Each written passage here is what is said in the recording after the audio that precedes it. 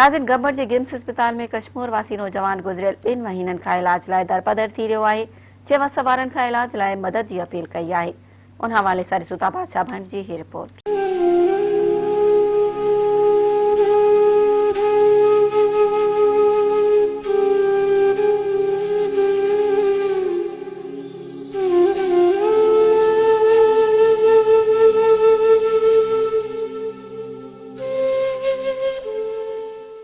नाज़रीन असीं हींअर मौजूद आहियूं गंबड़ जे किसान कॉलोनी मोहल्ले में, जिते कश्मीर वासी कुछ मरीज़ आहिनि जेके गिम्स हॉस्पिटल मां इलाज जे हवाले सां आयल आहिनि, पर काफ़ी टाइम गुज़रण खां उन्हनि जो इलाज न थी सघियो आहे। अचो त उन्हनि सां ॻाल्हायूं त हुननि जो छा चवणु आहे। हाँ साईं, असां 3-4 महीना थिया आहिनि असां हिते रुली, ईअं बसि ना इलाज ना कुझु न ख़र्चो न हेॾे ना होॾे, बसि ईअं रुलंदा वधाऊं। उहा सूद में खणी आयासीं, उहो बि खपी विया आहिनि। पेट जा बि पैसा कोन्हे का, असां पेट पारियूं पंहिंजा। नंढड़ा नंढड़ा ॿार आहिनि, न ज़मीन न बनी न माल न को नौकिरी। साईं असांखे चवनि तव्हां टेस्टां करायो हेॾे होॾे, असां पोइ टेस्टनि खां पोइ तव्हांजो इलाजु कराईंदासीं। असांखे छा ख़बर आहे साईं कहिड़े टाइम असां इहा असांजो साईं इहा हुकूमत खे असांजो मदद करे साईं। मुराद अली शाह खे, बिलावल भुट्टो खे, सिंध हुकूमत खे असांजो अपील आहे, असांजो महिरबानी करे। नौजवान असांजो वॾो भाउ साईं मरदो पियो आहे, महिरबानी करनि असांजा मदद करनि, असांजी ज़िंदगी बची वञे भाउ जो। बाबा माण्हू चवनि था जहिड़ो आहे ॾिए थो, असां उहो बि खणी आया आहियूं। हिते आया आहियूं त अहिड़ा टेस्ट डॉक्टर लिखी ॾिए थो प्राइवेटी हुन लेबोरेटरियुनि में, लख ॾेढ हुया। ग़रीब माण्हू असां माल वाल हेॾो होॾो दीदी विचे आया आहियूं, उहो बि ख़तमु थी विया आहिनि।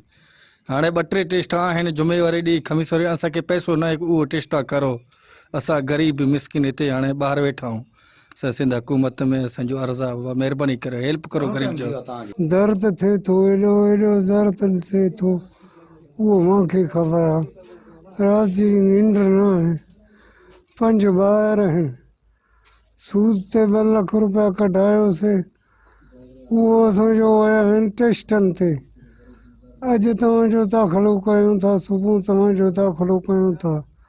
साईं असांजो हुकूमत खे अपील आहे, बराए महिरबानी करे असां सां कोई अपील कराए, असांजो मदद कराए। असां से कश्मीर वासी जा आहियूं, हिन खे जेर जो मसइलो आहे। असां जेर जो ॾियणु आया आहियूं, इन डोनर खे बि वठी वेंदासीं, हिन खे बि वठी वेंदासीं। ख़र्चे टेस्टनि जा कंदे कंदे असांजा पैसा मुकी विया आहिनि। हिन टाइम गंबट कॉलोनी में असां मौजूदु आहियूं। असां लावारस आहियूं ऐं मिसकिन आहियूं, खाइण लाइ असांखे अटो बि कोन्हे।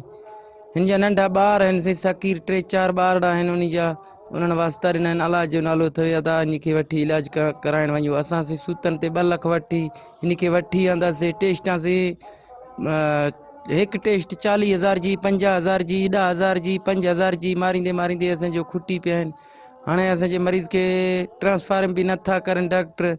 जी नाज़रीन, अवी इन्हनि आयल मरीज़नि जूं ॻाल्हियूं ॿुधियूं। हुननि जो इहो ई चवणु आहे त 2 महीननि खां मथे असांखे गिम्स हॉस्पिटल में टाइम थियो आहे।